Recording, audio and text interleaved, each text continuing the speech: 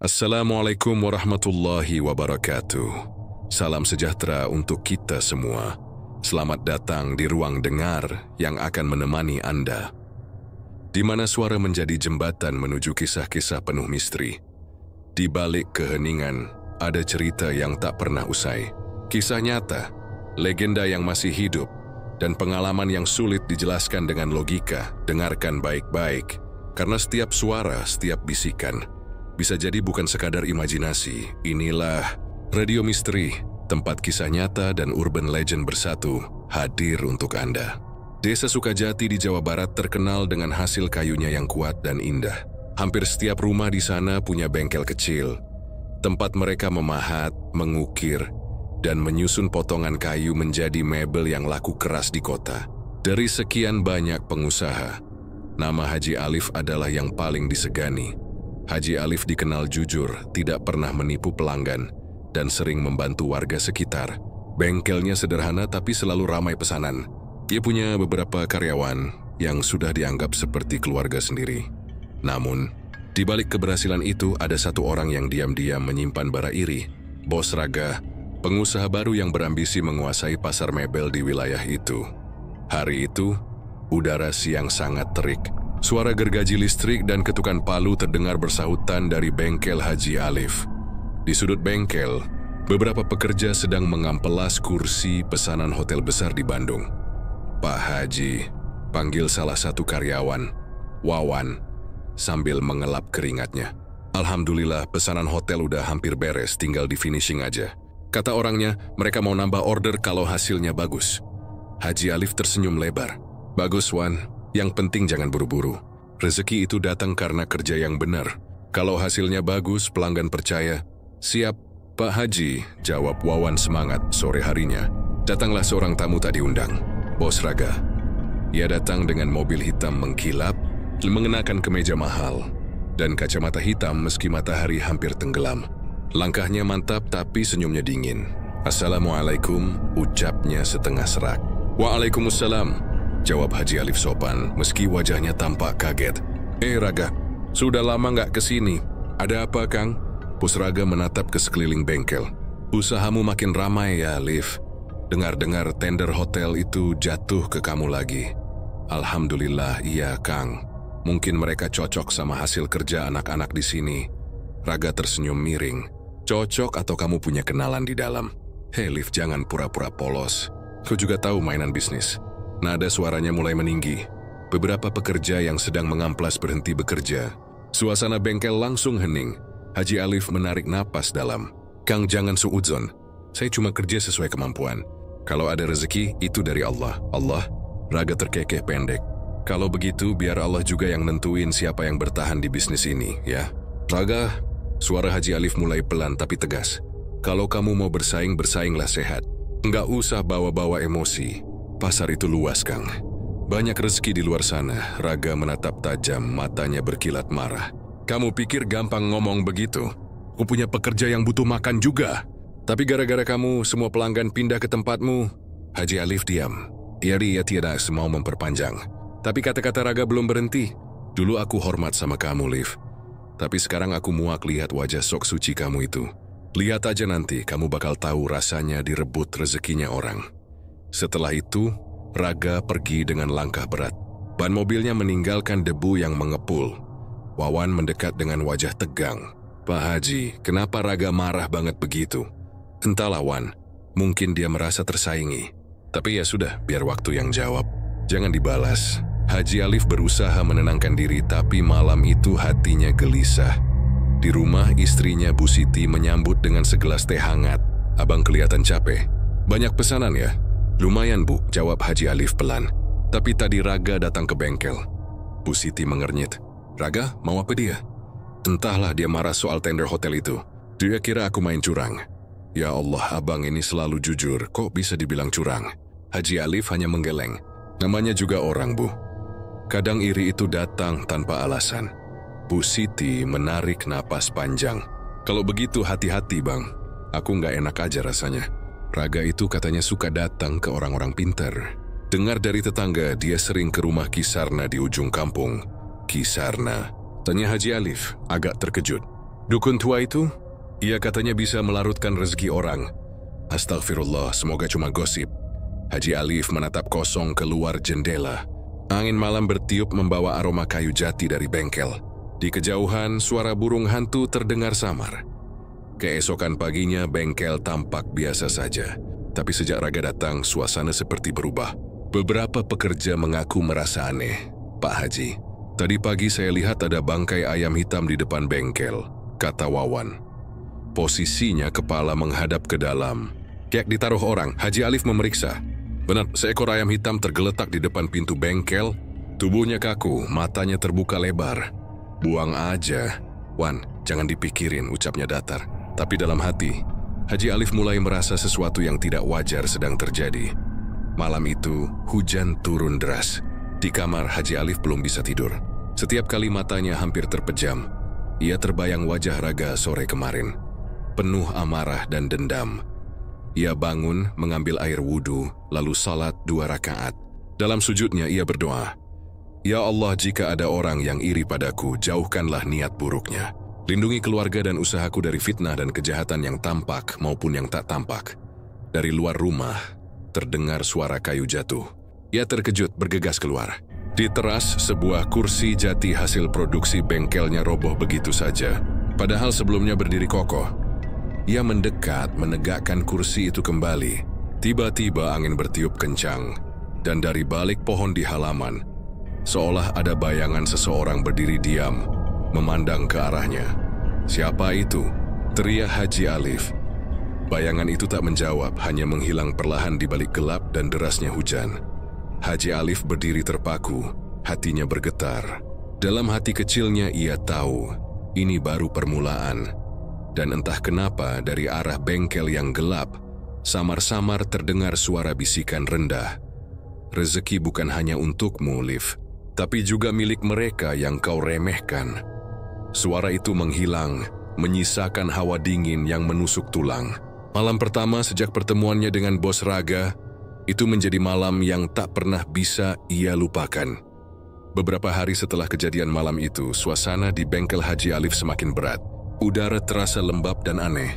Para pekerja sering mengeluh merasa tidak enak badan. Beberapa alat kerja tiba-tiba rusak tanpa sebab. Walau berusaha menenangkan semua orang, dalam hati Haji Alif mulai curiga bahwa ada sesuatu yang tidak terlihat sedang bermain. Sementara itu, di sisi lain desa, bos Raga duduk sendirian di teras rumahnya. Matanya sayuk, wajahnya gelap. Sejak tender besar itu jatuh ke tangan Haji Alif, banyak pelanggan lama yang pindah ke bengkel Haji Alif juga. Omsetnya menurun drastis. Dia menatap bengkel kosongnya dengan kebencian yang menumpuk di dada. Dia kira dia bisa terus di atas. Gumam Raga pelan. "Aku sudah kasih waktu. Sekarang biar dia rasakan akibatnya." Dari balik rumah muncul seorang pria tua berjubah hitam. Rambutnya panjang acak-acakan, wajahnya keriput namun matanya menyala tajam.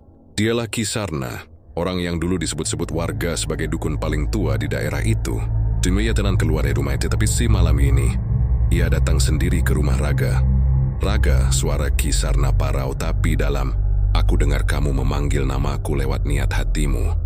Raga berdiri dan menyambutnya dengan gugup. "Kisarna, saya memang mau datang ke rumah Ki. Tapi kalau Ki sendiri yang datang berarti sudah waktunya ya." Kisarna tertawa pelan. Waktu itu memang selalu datang untuk yang benar-benar dendam. Ia duduk di kursi rotan dan menatap wajah Raga lekat-lekat. "Apa yang kamu mau, nak Raga?" Raga menelan ludah. Saya ingin menghancurkan Haji Alif. Usahanya, keluarganya, semuanya. Jadi ingat sama dia hilang dari desa ini. Saya ingin orang-orang tahu kalau dia bukan yang terbaik. Kisarna mengangguk pelan. "Kau mau pakai cara dunia atau cara gaib?" "Kalau cara biasa saya sudah kalah," jawab Raga lirih. "Saya mau cara yang tidak bisa dia lawan." Dukun tua itu mengeluarkan sesuatu dari kantong kain kecil. Sebuah bungkusan daun kering, tali anyaman dari akar, dan sebutir batu hitam mengkilap sebesar kelereng. "Ini bukan permainan, Raga. Ilmu yang akan kupakai adalah ilmu kirim 7 turunan. Sekali kau minta, kutukan ini akan menempel di darah mereka, dari anak, cucu, sampai keturunan ke-7. Tapi ingat, setiap nyawa yang jatuh dari mereka akan menarik sepotong ruhmu juga. Kau siap?" Raga menunduk lama, menimbang-nimbang. Lalu ia mengangguk mantap. Saya siap, Ki. Asal mereka hancur. Ki Sarna menatapnya dengan mata tajam lalu tersenyum kecil. Baiklah. Tapi aku butuh sesuatu. Apa, Ki? Ambil serpihan kayu jati dari bengkel Haji Alif. Itu akan jadi penghubung. Rezeki mereka datang dari kayu itu. Dan dari sanalah kutukan ini akan masuk. Raga mengangguk. Malam ini juga saya ambil. Malam itu hujan turun deras. Raga menyusup ke sekitar bengkel Haji Alif. Ia tahu penjaga tidak akan ada, karena semua pekerja sudah pulang sejak sore. Dia masuk lewat sisi belakang, melewati pagar bambu. Lampu bengkel redup, hanya menyisakan bayangan alat-alat kerja. Ia mengambil sepotong kecil kayu jati dari tumpukan bahan, lalu bergegas keluar. Saat hendak pergi, tiba-tiba terdengar suara seperti langkah kaki dari dalam bengkel. Raga menoleh, tapi tak ada siapa-siapa. Angin bertiup kencang dan salah satu kursi yang setengah jadi roboh sendiri. Raga sempat ragu, tapi buru-buru lari keluar. Besok mereka semua akan merasakan akibatnya, gumamnya di tengah hujan. Pagi berikutnya, di rumah Ki Sarna, ritual dimulai. Ruangan itu dipenuhi bau dupa, dan suara mantra tua terdengar dari mulut dukun itu. Raga duduk di lantai dengan mata tertunduk. Di depannya, ada wadah tanah liat berisi air hitam, potongan kayu jati, rambut ayam hitam, dan darah kambing yang baru disembelih. Dengan kayu ini, dengan darah ini, dengan niat yang tak bisa ditarik, aku kirimkan bala pada darah Haji Alif. 7 turunan, seru Ki Sarna keras. Raga memejamkan mata. Di kepalanya terbayang wajah Haji Alif tersenyum saat memenangkan tender. Ia mengepalkan tangan. Ki Sarna mengambil batu hitam dan mencelupkannya ke air. Setiap malam Jumat kamu harus simpan batu ini di bawah kasurmu. Jangan pernah menyesal, Raga, karena setiap doa penyesalan akan membuat kutukan ini makin liar. Baik, Ki, saya akan naik sir. Dan satu lagi, suara Ki Sarna melembut tapi dingin. Jangan coba-coba mendekati keluarga itu lagi. Kalau kamu kasihan, santet ini akan balik padamu. Raga mengangguk cepat. Ketika ritual selesai, angin bertiup kencang dari arah barat. Lilin padam dengan sendirinya, dan suara lolongan anjing terdengar panjang dari luar rumah. Ki Sarna menatap Raga, wajahnya serius. Sudah dikirim. Sekarang kita tunggu waktu bekerja. Mungkin sehari, mungkin seminggu, tapi pasti akan datang. Di sisi lain pagi itu Haji Alif terbangun dengan perasaan aneh. Badannya terasa berat, kepalanya pusing. Ia pikir hanya kelelahan, tapi ketika ke bengkel, beberapa hal mulai terasa tidak biasa. Pak Haji, kata Wawan pelan, tadi pagi saya lihat air di ember. Bekas rendaman kayu berubah warna jadi hitam pekat. Kayunya pun busuk semua. Air berubah warna. Aneh, jawab Haji Alif bingung. Ia menatap ember itu. Benar saja, airnya hitam pekat dan berbau anyir seperti darah. Sore harinya, seorang pelanggan datang mengembalikan kursi pesanan. Pak Haji, ini kursi yang kemarin saya beli. Baru seminggu, tapi tiba-tiba kayunya retak semua. Padahal dulu bagus banget. Haji Alif memeriksa dan kaget melihat retakannya aneh. Seperti ada bekas terbakar dari dalam serat kayu. Masya Allah. Isinya, kayu jati mana bisa begini? Malam itu Haji Alif duduk lama di ruang tamu, memandangi tumpukan mebel yang belum dikirim. Ia merasa hawa rumahnya berat. Istrinya Bu Siti datang membawa minuman. Abang belum tidur? Belum Bu, ada yang nggak beres. Kenapa lagi Bang? Entahlah, rasanya seperti ada sesuatu yang ingin masuk ke rumah ini. Aku juga mimpi aneh semalam. Mimpi apa? Tanya Bu Siti. Haji Alif menatap kosong. Aku lihat bengkel terbakar, tapi di antara apinya ada sosok hitam berdiri sambil tertawa. Di tangannya ada batu hitam yang menyala. Bu Siti terdiam. Dia merapatkan selendangnya, bulu kuduknya berdiri. Bang, jangan-jangan ini ada yang niat jahat sama kita. Haji Alif hanya bisa menunduk. Dalam hati ia tahu, ada tangan gelap yang mulai bekerja. Tangan yang muncul dari balik serbuk kayu dan iri hati manusia. Dan malam itu, ketika semua orang tertidur, suara ketukan halus terdengar dari arah bengkel. Seolah ada yang mengetuk kayu satu persatu sambil berbisik pelan, darah, jati, dan rezeki. Semua akan jadi satu. Bisikan itu terus terdengar hingga menjelang subuh, membuat ayam jantan berkokok lebih awal dari biasanya. Malam kedua pun menjadi awal dari rangkaian teror yang belum diketahui seberapa panjang akan berlangsung. Kutukan telah dikirim, dan darah keluarga Haji Alif baru saja ditandai. 3 hari setelah air hitam di bengkel ditemukan, rumah Haji Alif mulai berubah suasananya. Udara di dalam rumah terasa lembab, seperti ada embun yang menempel di dinding. Lampu sering berkelap-kelip, padahal saklarnya baik-baik saja. Malam-malam mereka tak lagi tenang. Malam itu, selepas Isya, Haji Alif duduk di ruang tamu sambil membaca surat kabar. Istrinya Bu Siti sedang menidurkan anak bungsu mereka, Rani, yang baru berusia 7 tahun. Sementara Damar, anak sulungnya yang berusia 17 tahun, masih di luar, merapikan sepeda motornya di halaman. Tiba-tiba terdengar suara krik, krik. Dari arah ruang tengah, kursi goyang tua peninggalan almarhum ayah Haji Alif bergerak pelan maju mundur. Padahal tidak ada angin. Bu Siti menatap ke arah kursi itu sambil menggenggam dada. Bang, kursi itu kok goyang sendiri? Haji Alif mengangkat kepala dari koran, melihat ke arah yang ditunjuk istrinya. Kursi kayu itu bergoyang perlahan. Suara engselnya berderit lirih. Mungkin kena hembusan angin dari jendela, jawabnya datar, berusaha menenangkan. Tapi jendelanya tertutup, Bang.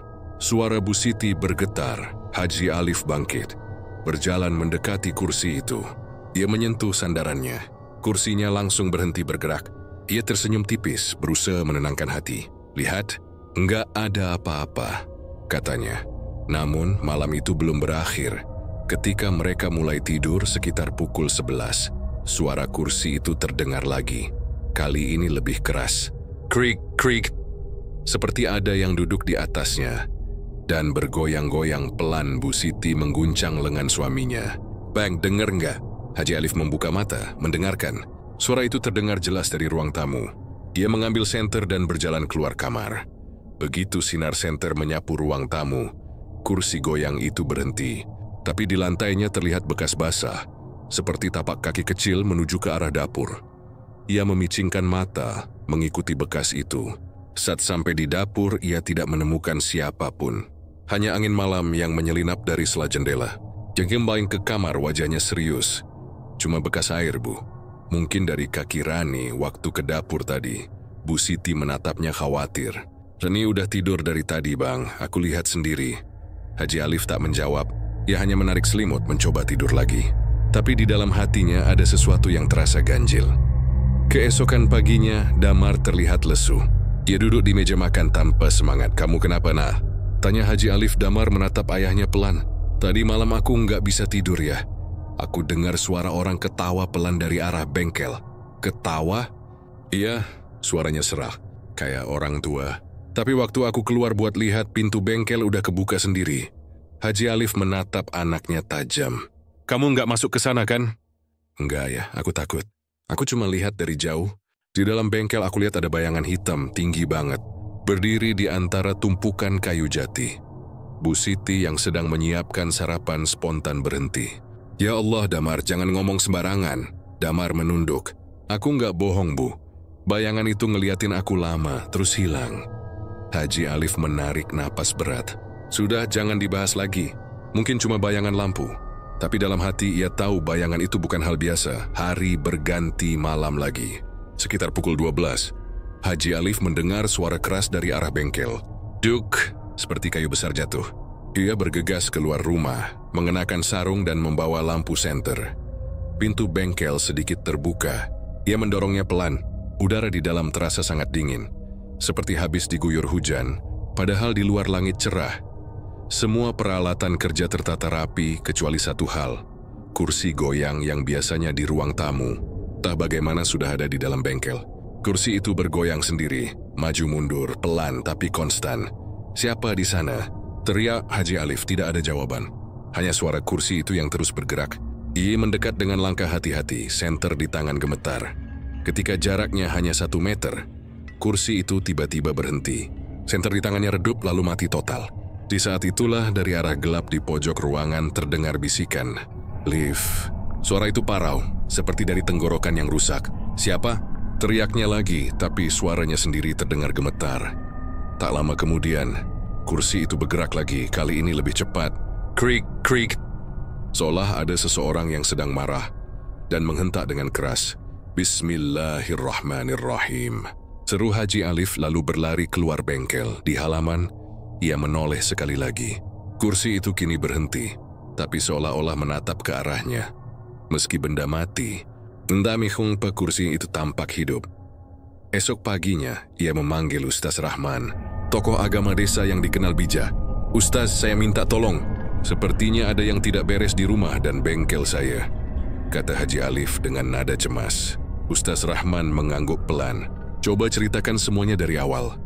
Haji Alif menceritakan tentang kursi goyang, suara-suara, dan bayangan hitam di bengkel. Ustaz itu terdiam lama, lalu berkata, "Ini bukan hal biasa, Haji. Mungkin ada kiriman." "Kiriman?" tanya Bu Siti, suaranya lirih. "Ya, kiriman dari orang yang hatinya penuh iri. Biasanya dikirim lewat benda yang punya hubungan dengan rezeki. Kalau di kasus ini, kayu jati bisa jadi perantara, Masya Allah," desah Haji Alif. "Saya cuma bersaing usaha, Ustadz. Saya nggak punya musuh." Ustaz Rahman menatapnya tajam. "Musuh tak selalu terlihat, Haji. Kadang yang tersenyum di depan kita lah yang paling dalam menyimpan dendam." Hening menyelimuti ruangan. "Baik, nanti malam saya datang lagi," lanjut Ustaz Rahman. "Kita baca doa di bengkelmu. Tapi mulai sekarang, jangan ada yang kerja di sana dulu. Bersihkan tempat itu dengan air dan doa." Malamnya, Ustaz Rahman datang membawa air doa dan beberapa ayat ruqyah. Mereka duduk di dalam bengkel. Hanya diterangi satu lampu minyak. Saat ayat-ayat suci dibacakan, suara berderit mulai terdengar dari pojok ruangan. Suara kursi goyang yang sama. Bu Siti memegang tangan anaknya erat-erat. Damar menunduk, ketakutan. Ustaz Rahman terus membaca, suaranya tegas dan lantang. Angin mulai bertiup dari arah jendela, membawa bau anyir. Kursi goyang itu bergerak cepat, lalu berhenti mendadak. Tiba-tiba terdengar suara perempuan menangis lirih dari arah bawah meja kerja. Bu Siti menutup mulutnya menahan jerit. Damar hampir pingsan. Ustaz Rahman menatap ke arah suara itu dan berkata lantang, "Dengan nama Allah yang Maha Kuasa, siapapun kamu, keluar dari tempat ini. Jangan ganggu rumah dan keluarga ini." Suara tangisan berhenti seketika.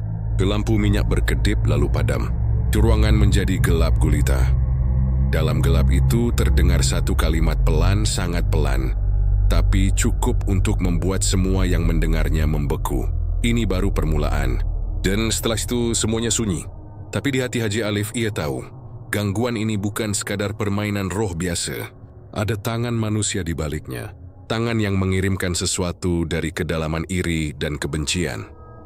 Dan malam itu menjadi saksi pertama kali keluarga Haji Alif benar-benar menyadari bahwa yang datang bukan hanya suara, tapi dendam yang hidup. Malam itu langit di desa Cikembar terlihat pekat. Awan bergulung tebal tanpa cahaya bulan sedikit pun menembusnya. Angin berembus pelan tapi membawa hawa yang berat, seperti menandakan sesuatu yang tak beres akan terjadi. Di rumah besar keluarga Haji Alif, suasana duka masih terasa. Jenazah Darto, tukang mebel yang sudah lama bekerja untuk Haji Alif, terbujur di ruang tamu. Wajahnya kaku dan pucat, matanya sempat melotot saat ditemukan oleh istrinya. Setelah meninggal dalam ketakutan yang luar biasa. "Kasihan Darto. Katanya sebelum meninggal sempat menjerit-jerit di kamar," bisik salah satu tetangga. "Iya, katanya tubuhnya kejang-kejang, terus lidahnya terjulur panjang banget, timpal yang lain. Naudzubillah. Jangan-jangan ini juga karena santet itu?" Di ruang tengah, Haji Alif duduk diam. Matanya merah, bukan hanya karena menangis, tapi karena marah dan tidak percaya bahwa satu persatu orang yang dekat dengannya mati dengan cara yang aneh. "Ustadz, saya nggak ngerti lagi. Ini sudah orang ketiga. Semua yang kerja di mebel saya mati mendadak dan semua gejalanya sama," kata Haji Alif menatap Ustadz Rahman yang duduk di depannya. Ustadz Rahman menarik napas panjang, suaranya tenang tapi berat. "Saya sudah bilang, Haji, ini bukan penyakit biasa. Ada yang mengirimkan sesuatu. Saya sudah melihat tanda-tandanya waktu ke rumah Haji kemarin. Di pojok halaman itu ada sesajen yang sudah mengering." Haji Alif menggeleng lemah. "Saya sudah buang itu semua, Ustadz. Bukan dibuang saja, Haji, harus dinetralisir. Kalau tidak, kirimannya akan terus datang." Di luar rumah, suara petir menggema panjang. Anak-anak muda yang sedang menggali liang kubur berhenti sebentar. saling pandang dengan wajah pucat. "Tanahnya keras banget, Kang. Kayak batu," kata salah satu penggali kubur sambil mengelap keringat. "Coba lagi baca bismillah," sahut Kang Asep yang memimpin mereka. Namun semakin mereka menggali, semakin sulit tanah itu dibuka. Sekop mereka membentur seperti besi. Tak ada yang tahu kenapa, padahal tanah itu biasanya gembur dan mudah digali. Ketika jenazah hendak dibawa ke pemakaman, suasana tiba-tiba berubah. Lampu di rumah Haji Alif berkedip-kedip, dan suara lolongan anjing terdengar dari kejauhan. Orang-orang saling berbisik. "Ini firasat buruk," kata salah satu ibu-ibu. Jenazah akhirnya diangkat juga. Haji Alif ikut mengangkat di sisi depan, menahan air mata. Namun baru beberapa langkah dari rumah, tiba-tiba usungan itu berguncang hebat. Hati-hati. Ya Allah, kenapa jadi berat banget Haji?" teriak salah satu pengusung. 4 orang laki-laki berotot itu berusaha menahan, tapi jenazah terasa seperti berlipat ganda beratnya. Seolah-olah ada sesuatu yang menahan dari bawah. "Baca ayat kursi," seru Ustadz Rahman. Semua ikut membaca dengan suara terbata. Setelah ayat itu selesai dilantunkan, beban usungan terasa sedikit ringan. Mereka lanjut berjalan ke kuburan. Namun sesampainya di sana, tanah yang sudah digali sejak sore ternyata kembali tertutup separuhnya, seakan-akan ditimbun sendiri oleh bumi. Ini nggak mungkin," kata Kang Asep gemetar. "Gali lagi cepat," perintah Ustadz Rahman, tapi lagi-lagi tanah itu seperti membatu. Skop mereka menimbulkan suara klang-klang setiap kali menancap. Sementara itu angin berputar pelan di sekitar kuburan. Aroma anyir bercampur belerang tercium samar. Haji Alif mulai merasakan tengkuknya dingin, seperti ada yang memperhatikannya dari belakang. "Ustadz, ada apa sebenarnya ini?" bisiknya pelan. Tanah menolak jenazah Haji. Itu pertanda arwahnya belum tenang.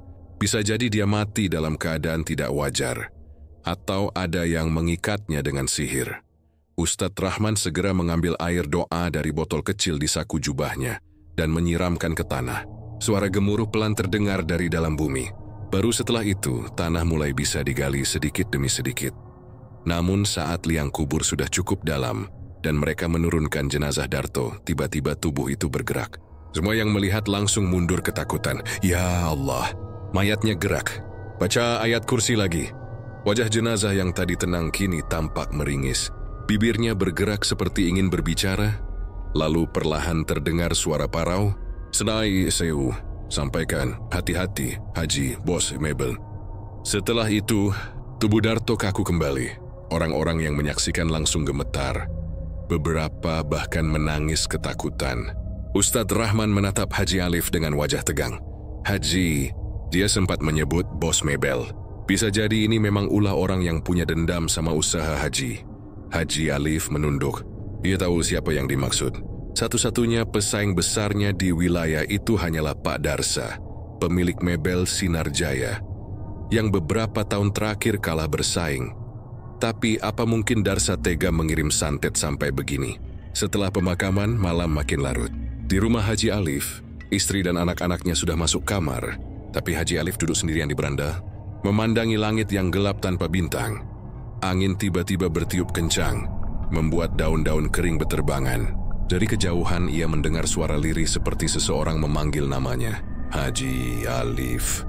Suara itu datang dari arah kebun belakang. Suara yang sama persis seperti Darto. Haji Alif berdiri, tubuhnya gemetar, tapi langkahnya tetap menuju ke arah sumber suara. Sesampainya di sana, ia melihat selembar kain kafan tergantung di pohon mangga. Di ujung kain itu, ada tulisan merah yang seperti darah. 1 sudah jatuh, 6 lagi akan menyusul. Haji Alif tertegun, wajahnya pucat pasi. Dia langsung berlari kembali ke rumah, menutup pintu dengan tergesa. Dalam hatinya ia tahu malam ini hanyalah awal dari bencana yang lebih besar. Dan dari kejauhan, di rumah lawas milik Pak Darsa, seorang lelaki tua berpeci hitam duduk menatap bara dupa yang masih menyala di depannya. Bibirnya berkomat kamit sambil menancapkan 7 jarum ke dalam boneka kayu kecil berbentuk manusia. "Turunlah kutuk 7 turunan, biar habis semuanya." Pagi itu, langit di desa Cikembar terlihat muram meski matahari sudah muncul. Burung-burung tak banyak berkicau. dan hawa udara terasa berat, seolah masih menyimpan sisa kutukan dari malam sebelumnya. Di rumah besar keluarga Haji Alif, suasana masih tegang. Tidak ada yang benar-benar tidur malam itu setelah kejadian kain kafan dan suara panggilan aneh dari kebun belakang. Semua penghuni rumah hanya berdiam diri di dalam kamar, membaca doa dengan perasaan cemas. Di ruang tengah, Haji Alif duduk dengan wajah pucat. Tangannya menggenggam tasbih, matanya sayu menatap lantai. Istrinya Bu Halimah menyuguhkan segelas air putih di depannya. "Abang dari tadi belum makan apa-apa," katanya lirih. "Saya nggak nafsu, Lim. Tiap kali saya pejam mata, yang saya lihat cuman wajah Darto," jawab Haji Alif dengan suara serak. "Abang jangan terus-terusan mikir yang jelek. Nanti malah tambah berat. Kita banyak-banyak berdoa aja, biar semua dilindungi Allah." Tiba-tiba suara ketukan terdengar dari depan rumah. Tok tok tok. Anak bungsu mereka, Asep, yang berusia 12 tahun, buru-buru membuka pintu. Di luar berdiri seorang laki-laki tua dengan pakaian serba putih dan sorban melingkar di lehernya. "Assalamualaikum," sapa orang tua itu. "Waalaikumsalam." Kiai Jalal," seru Asep memanggil ayahnya. Haji Alif langsung bangkit dan menyambut dengan penuh hormat. "Alhamdulillah Kiai mau datang ke rumah saya." Kiai Jalal tersenyum tipis. "Saya dengar dari Ustadz Rahman, ada sesuatu yang tidak beres di rumah ini." "Betul Kiai. Sejak beberapa minggu ini kejadian-kejadian aneh terus muncul. Orang-orang di sekitar saya meninggal mendadak, bahkan tanah menolak jenazahnya." Kiai Jalal menatap sekeliling dengan pandangan tajam. "Saya sudah mencium tanda-tandanya sejak melewati pagar tadi. Aura hitamnya tebal sekali. Mungkin ini bukan kiriman sembarangan. Ini jenis santet tingkat tinggi, kiriman 7 turunan." Bu Halimah menutup mulutnya, menahan tangis. "7 turunan Kiai? Maksudnya, anak cucu kami juga bisa kena?" "Bisa kalau tidak segera diputuskan," jawab Kiai Jalal tegas. "Kami akan sulai ruqyah malam ini. Tapi semua keluarga harus ikut. Jangan ada yang keluar rumah." Malam itu, seluruh keluarga Haji Alif berkumpul di ruang tengah. Lilin menyala di 4 penjuru ruangan. Kiai Jalal duduk bersila di tengah, membuka kitab kecil dari kulit. Ustadz Rahman juga hadir, membantu menyiapkan air doa dan beberapa kembang 7 rupa di baskom kecil. Semua duduk melingkar. "Jangan ada yang bicara," ujar Kiai Jalal pelan. Ayat-ayat suci mulai dilantunkan, suaranya bergetar namun kuat. Begitu lantunan Al-Baqarah ayat 148 dibaca, angin tiba-tiba berhembus dari arah jendela. Lilin di sudut kanan padam dengan sendirinya. Asep yang duduk di samping ibunya langsung memeluk erat. Anginnya dingin banget," bisiknya ketakutan. "Tenang nah, jangan lihat ke arah sana," jawab Bu Halimah sambil menahan gemetar. Namun tak lama kemudian, dari arah dapur terdengar suara benda jatuh keras. "Brak! Ustadz, tolong lihat ke belakang," pinta Haji Alif. Ustadz Rahman berdiri perlahan dan melangkah ke arah dapur. Tapi sebelum sampai, sesuatu menimpa kepalanya dari atas lemari. Sebuah kendi air pecah dan airnya berubah menjadi merah seperti darah. "Subhanallah!" teriak Ustadz Rahman mundur terhuyung. Kiai Jalal tetap melantunkan doa tanpa henti. "Jangan berhenti bacaannya. Ini perlawanan gaib." Seketika tubuh Bu Halimah menegang. Matanya melotot ke arah langit-langit, mulutnya bergetar tanpa suara. "Bu, ibu kenapa?" teriak Asep. Namun suaranya berubah parau seperti bukan miliknya sendiri. "Dia sudah datang. Dia ingin semua keturunan hilang." Haji Alif terlonjak mencoba menahan tubuh istrinya yang meronta. Tapi kekuatannya luar biasa, seolah ada tenaga lain di balik tubuh itu. Kiai Jalal segera menempelkan tangannya di dahi Bu Halimah sambil membaca ayat kursi keras-keras. Tubuh wanita itu menggigil hebat. Lalu dari mulutnya keluar suara tawa yang menyeramkan. "Hahaha, kalian pikir bisa lepas? Ini baru awalnya. Satu sudah dikubur, yang lain segera menyusul. Keluar kau dari tubuh ini," bentak Kiai Jalal sambil menekan dahinya lebih kuat. Tiba-tiba angin berputar kencang di dalam ruangan, membuat tirai menari liar. Suara kaca pecah terdengar dari jendela. Lalu tubuh Bu Halimah terlempar ke belakang hingga menabrak dinding. Semua terdiam. Tubuhnya jatuh lemas ke lantai. "Astagfirullah. Bu!" Haji Alif berlari dan mengangkat kepala istrinya. Tapi tubuh itu sudah tak bernyawa. "Dia meninggal." Bisik Ustadz Rahman lirih. Kiai Jalal memejamkan mata, wajahnya pucat. Kekuatan santetnya luar biasa. Istrimu dijadikan tumbal agar kutukan ini bisa menembus generasi. Ini bukan perbuatan manusia biasa. Asep menangis keras memeluk tubuh ibunya yang dingin. Ibu jangan pergi. Tolong jangan tinggalin Asep. Haji Alif hanya bisa menatap tanpa suara. Air matanya mengalir deras. Kiai Jalal menatap Haji Alif dalam-dalam. Haji, ini sudah tidak bisa ditunda. Saya harus tahu siapa yang menjadi lawanmu. Siapa yang begitu dendam sampai mengutuk 7 turunan keluargamu. Haji Alif menunduk lama lalu berbisik pelan. Cuma satu orang yang mungkin sekejam itu. Darsa. Bos mebel itu? Tanya Ustadz Rahman. Iya, dulu dia rekan saya. Tapi sejak kalah tender dan usahanya bangkrut, dia selalu menuduh saya pakai dukun buat maju. Saya kira cuma iri biasa. Ternyata Kiai Jalal mengangguk pelan. Kalau begitu, kita harus datang ke rumahnya besok. Saya ingin lihat sendiri seberapa hitam hatinya. Tapi Kiai, kalau ini kiriman 7 turunan, bukankah artinya sudah tak bisa dibatalkan? Tanya Haji Alif dengan suara parau. Kiai Jalal menatapnya tegas. Setiap sihir punya kunci. Kita akan cari kuncinya sebelum semuanya terlambat. Malam itu berlalu tanpa satu pun yang tidur. Tubuh Bu Halimah disemayamkan di ruang depan. Sementara dari luar rumah, suara lolongan anjing menggema panjang dan aneh. Seperti tangisan yang menyambut kematian baru. Dan di kejauhan, di rumah tua Pak Darsa, lelaki itu duduk di depan tungku. Api kecil menyala, menerangi wajahnya yang penuh dendam. 2 sudah jatuh, 5 lagi menunggu giliran. Gumamnya dengan senyum dingin. Di belakangnya, sesosok bayangan hitam tanpa wajah berdiri tegak, berbisik lirih. Janji sudah dibuat. Darah harus dibayar darah. Pagi itu desa terasa beku. Kabut tipis menggantung rendah di antara gubuk dan bengkel. Padahal matahari sudah mulai naik. Kabar kematian Bu Halimah belum juga reda. Tamu berdatangan silih berganti membawa doa. Namun yang paling mengusik hati Haji Alif bukan hanya duka, melainkan rasa takut. Kutukan terasa makin dekat, tak hanya menyasar keluarga, tapi merambah ke mereka yang bekerja di bengkel. Pak, kalau begini terus siapa yang mau kerja? Tanya Wawan cemas ketika mengangkat palu. Tubuhnya gemetar, keringat dingin menetes dari pelipis. Sejumlah pekerja lain tampak pucat. Wajahnya murung seperti kehilangan arah. Haji Alif menunduk, matanya merah. Kita harus tetap tenang, jaga kebersihan, baca doa, dan jangan berenang jauh dari ibadah. Suaranya berat, setiap kata terasa seperti memaksa dirinya untuk tetap berkepala dingin. Siang hari, ketika beberapa pekerja berusaha membersihkan sisa-sisa pecahan kendi dan kain kafan yang ditemukan di sekitar bengkel, salah satu dari mereka Karto terduduk kaget. Tangannya menahan mulut, matanya menatap ke arah lantai. Ada apa, Karto? Tanya Damar mendekat. Karto menunjuk ke selapapan lantai yang agak terangkat. Di bawahnya tampak sedikit berwarna gelap, seperti tanah yang baru dibuka. Inaisu, aku rasa ada sesuatu. Bau anyirnya aneh. Hati semua yang hadir serasa tertarik ke titik itu. Mereka mengangkat papan, dan tanah lembab terbuka.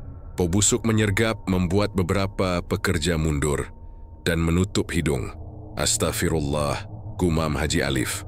Ia meraba-raba dengan sarung tangan lalu menarik sesuatu. Sekuntum kain kusam muncul, terbondong oleh gulungan kecil yang menyerupai kain kafan. Tak lama kemudian potongan tulang kecil ikut terangkat dari dalam tanah. Sekali lihat jelas bukan tulang hewan. Ini tulang manusia, seru seorang pria. Suasana kacau sesaat.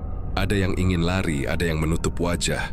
Mata Ustadz Rahman membulat. Kolong, jangan diganggu lagi, pinta Ustadz sambil menenangkan.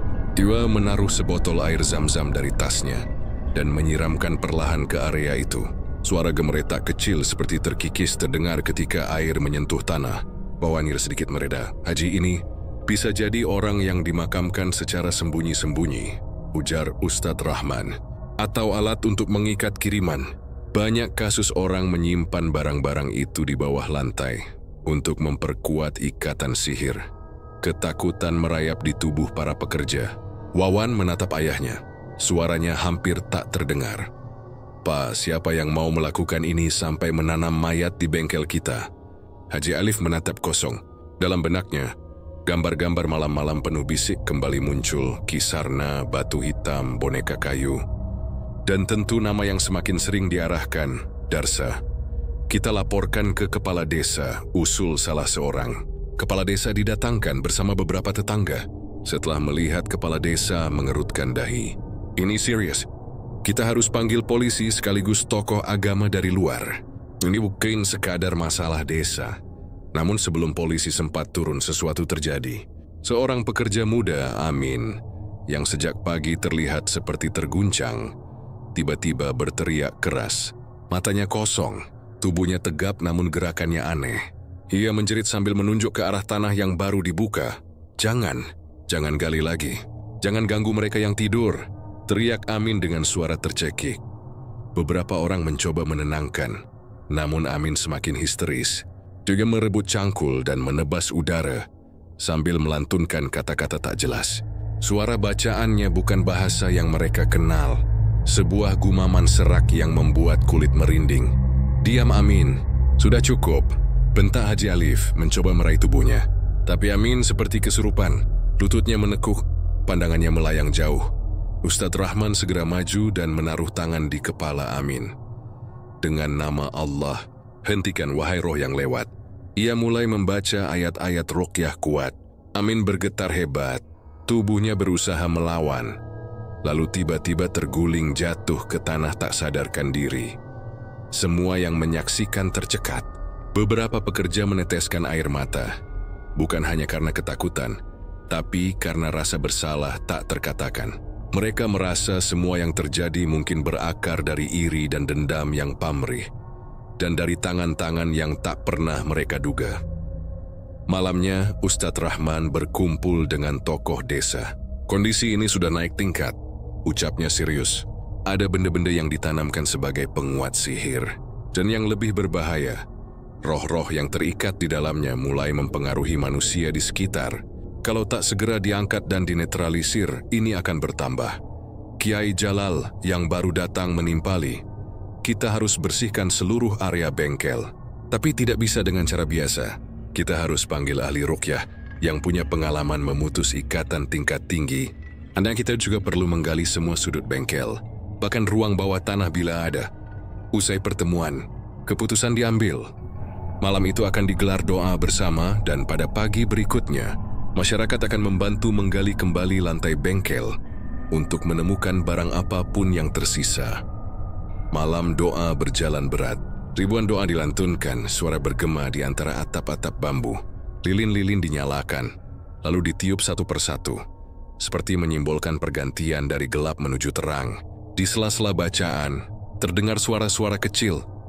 Ada yang menangis, ada yang bergetar, ada pula yang menjerit pelan saat kenangan buruk muncul.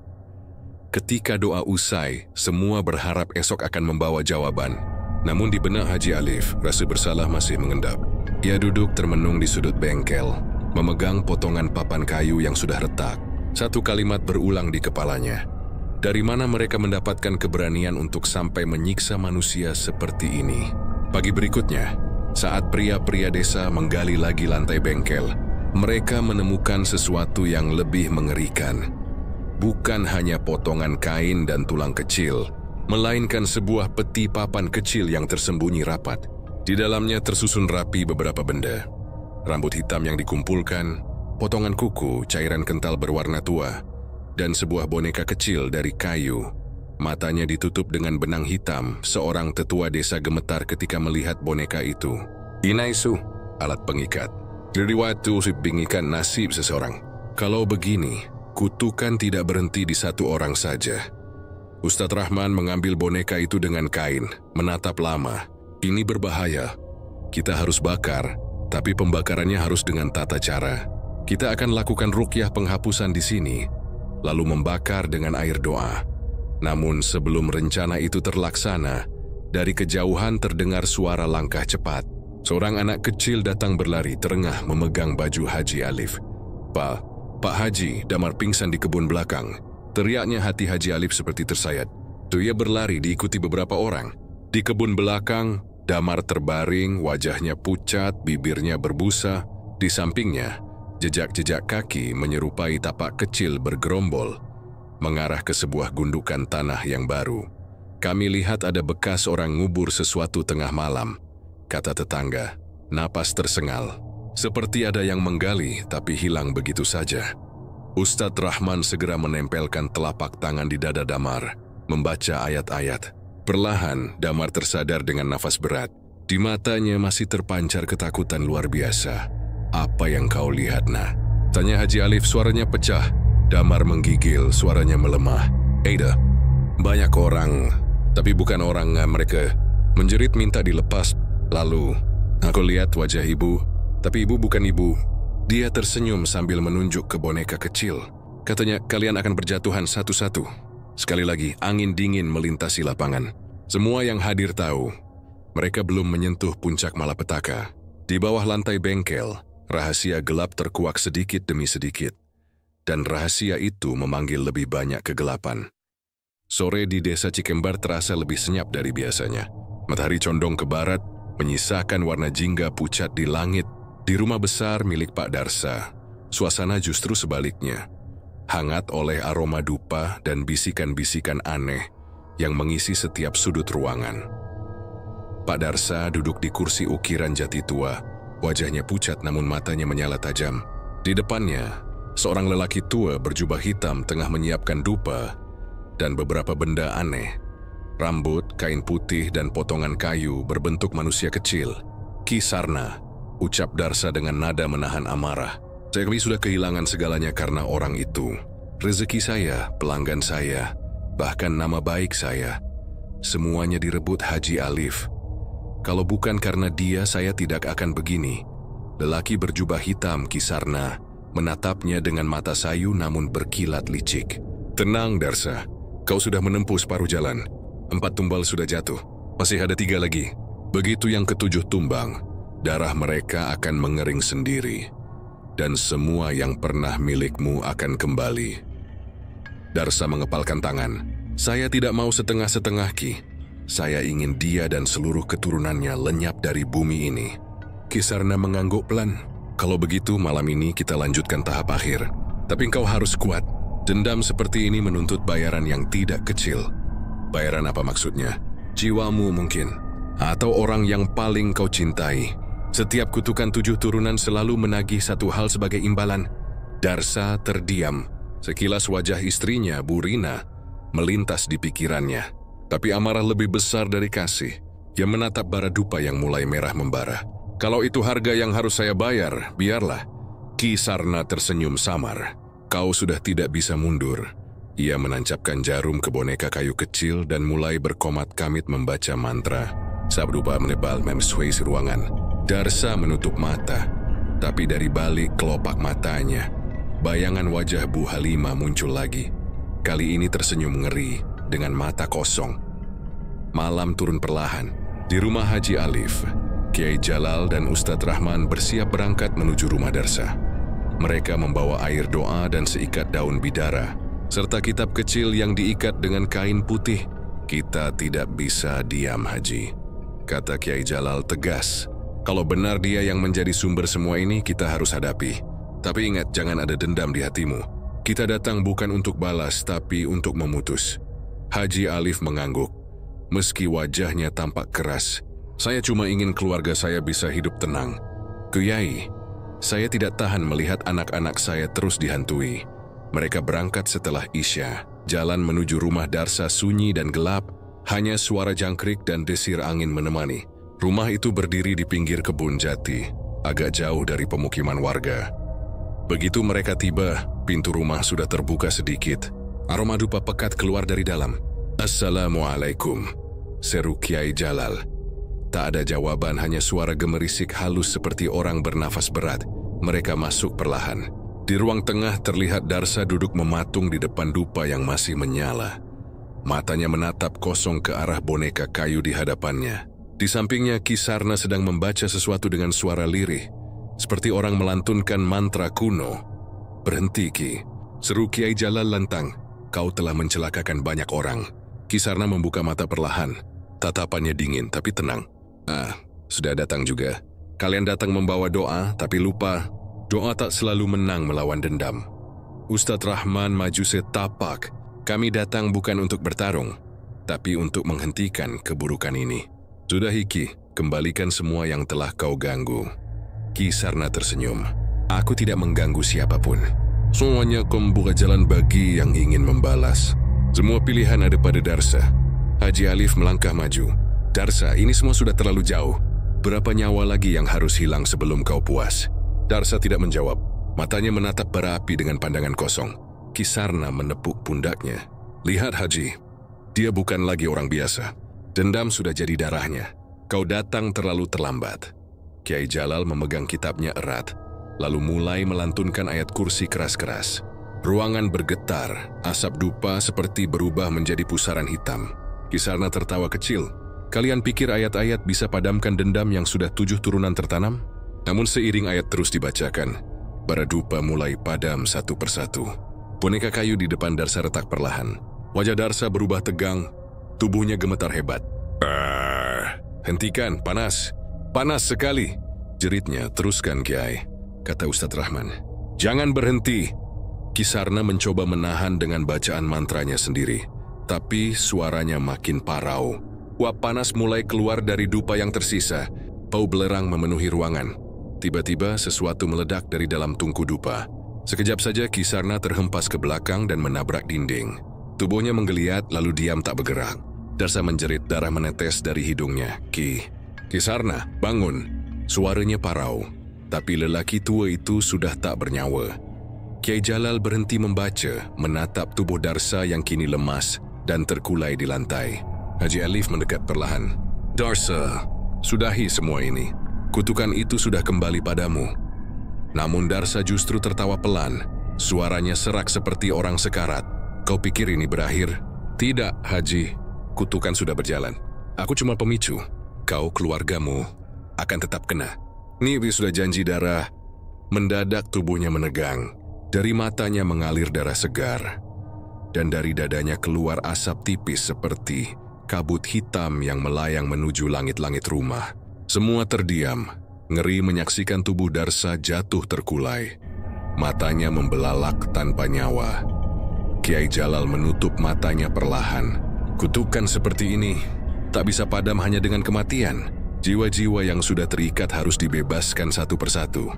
Haji Alif menunduk. Air matanya menetes. Berarti ini belum selesai, Kiai? Belum, jawabnya lirih. Kita baru memutus sumbernya tapi bukan ikatannya. Malam-malam berikutnya akan lebih berat. Keluargamu harus siap. Di luar rumah, angin berhembus kencang membawa suara samar, seperti tawa kecil yang jauh namun jelas. Dan dari balik pohon jati di halaman belakang, seseorang mengintip dengan mata merah menyala.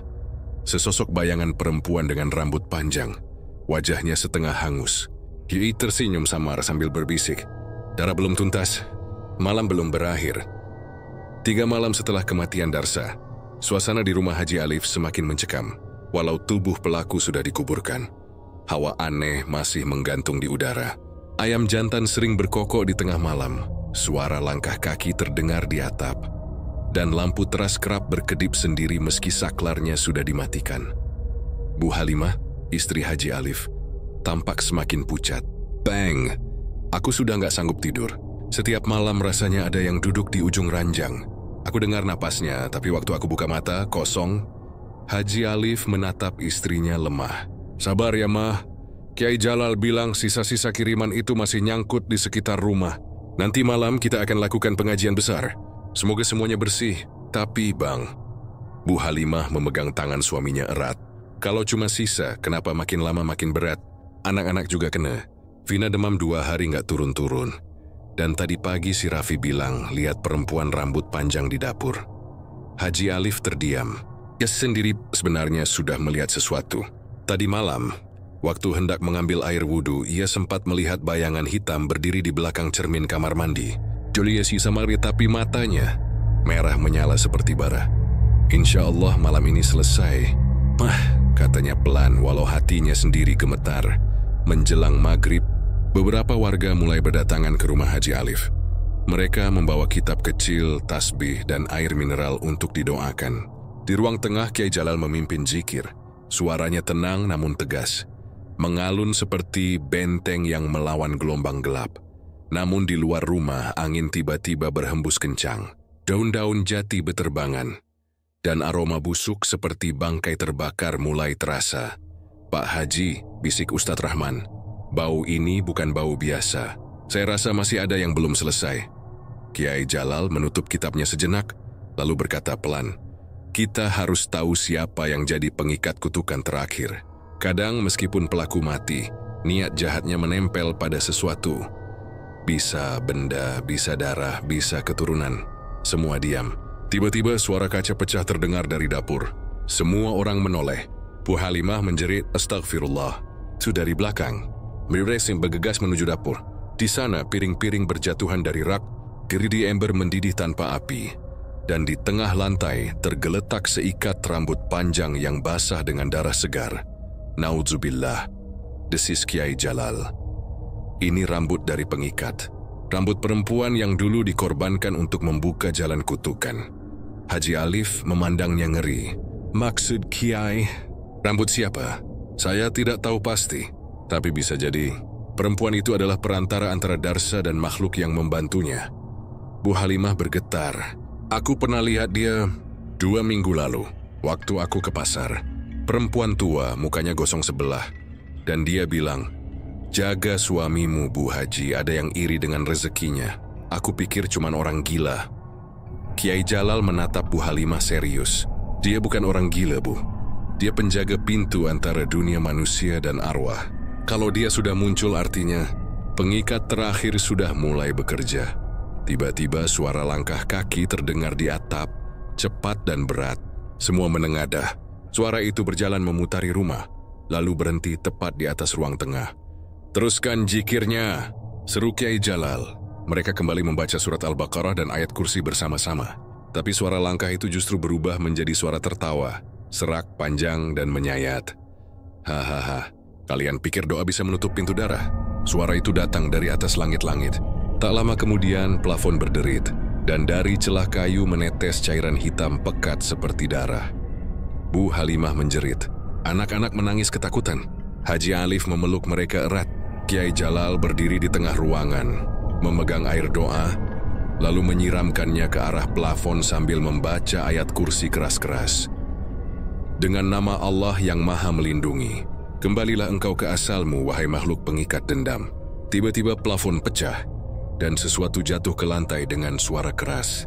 Sesosok perempuan berambut panjang, wajahnya setengah terbakar, matanya merah menyala. Dia mengetap Kiai Jalal dengan marah. Dia belum bebas. "Darahnya masih ada di sini," jerit makhluk itu. "Siapa?" tanya Haji Alif lantang, meski suaranya bergetar. "Siapa yang kau maksud?" Makhluk itu menunjuk ke arah Vina, putri bungsu Haji Alif yang sedang dipeluk ibunya. "Anak itu, dia pewaris darah yang dulu mengikat kutukan. Kalian kira bisa sembunyi? Darsa hanya membuka pintu, tapi darah kalianlah yang menanggung sisanya." Vina menangis ketakutan.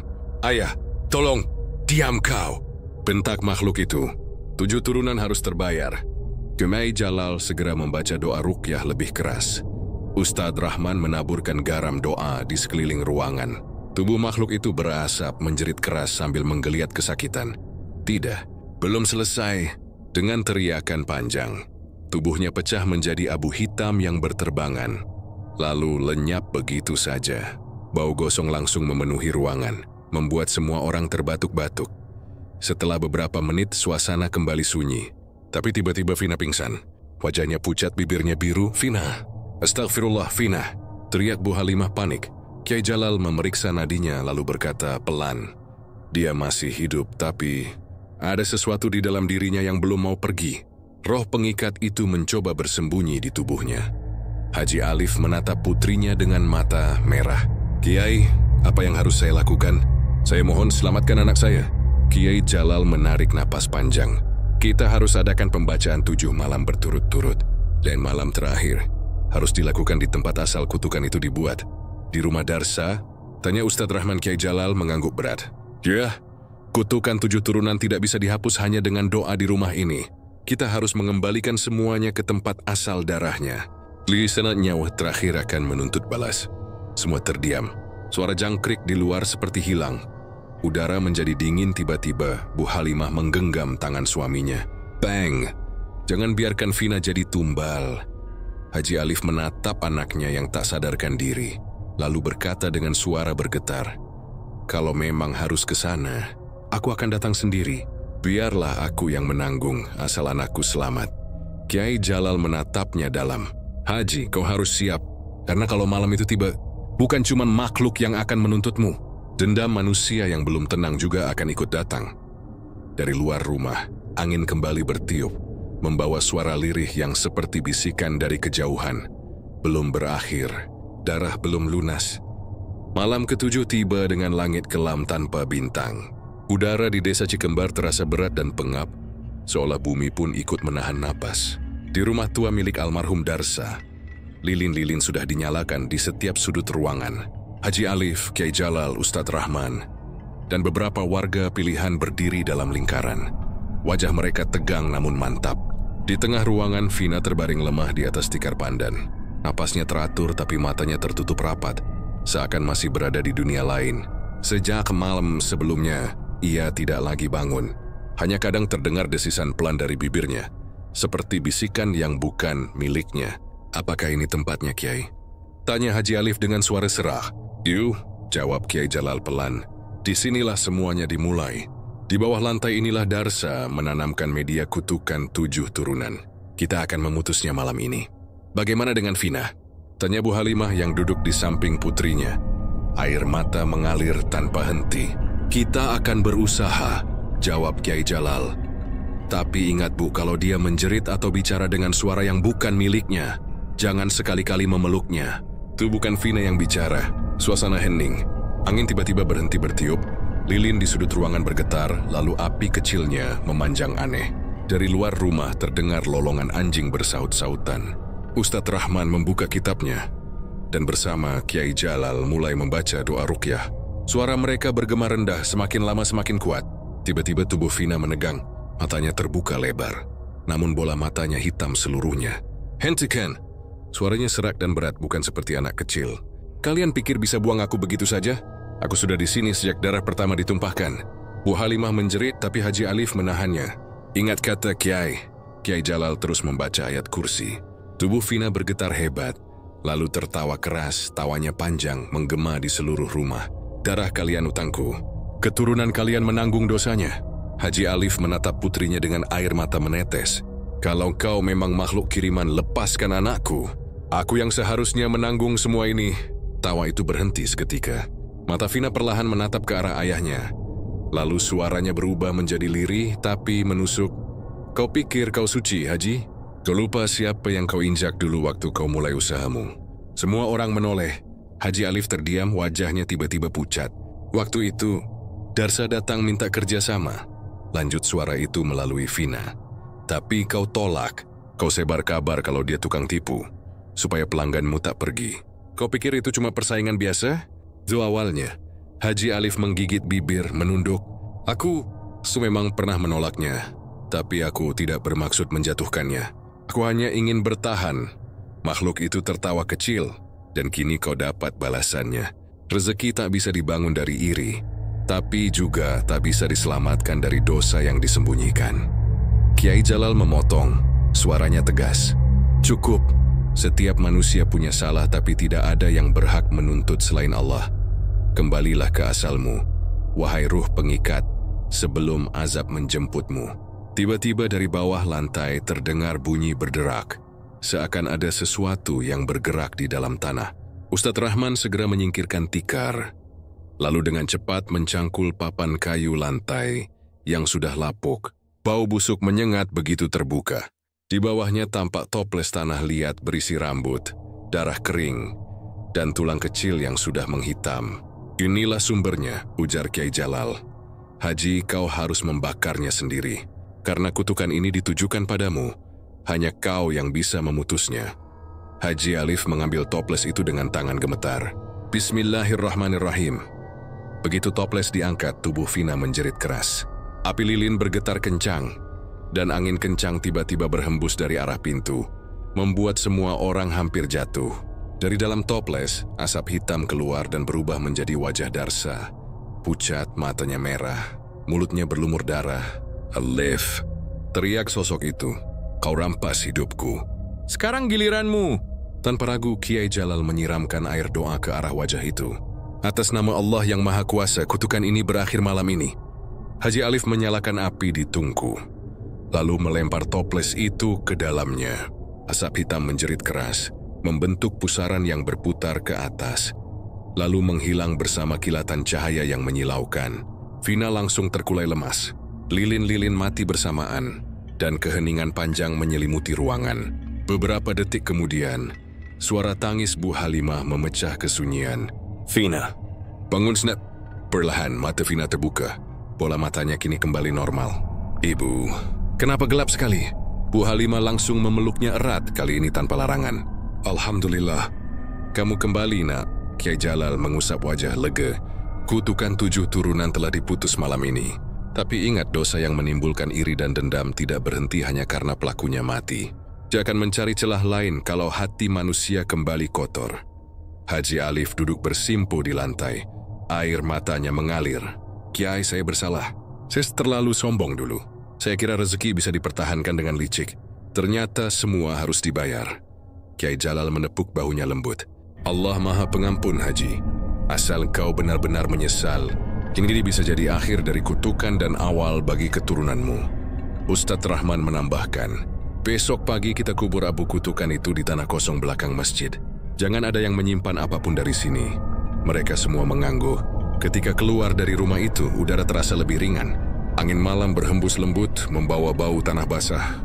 Namun saat Haji Alif menoleh sekali lagi ke arah rumah tua itu, ia sempat melihat sosok Darsa berdiri di jendela, tersenyum lemah sebelum perlahan memudar, lenyap tanpa jejak. "Semoga kau tenang di sana, Darsa," gumamnya pelan. "Aku sudah menyesal." Keesokan paginya, rumah Darsa resmi ditutup oleh warga. Tak ada yang berani menempatinya lagi.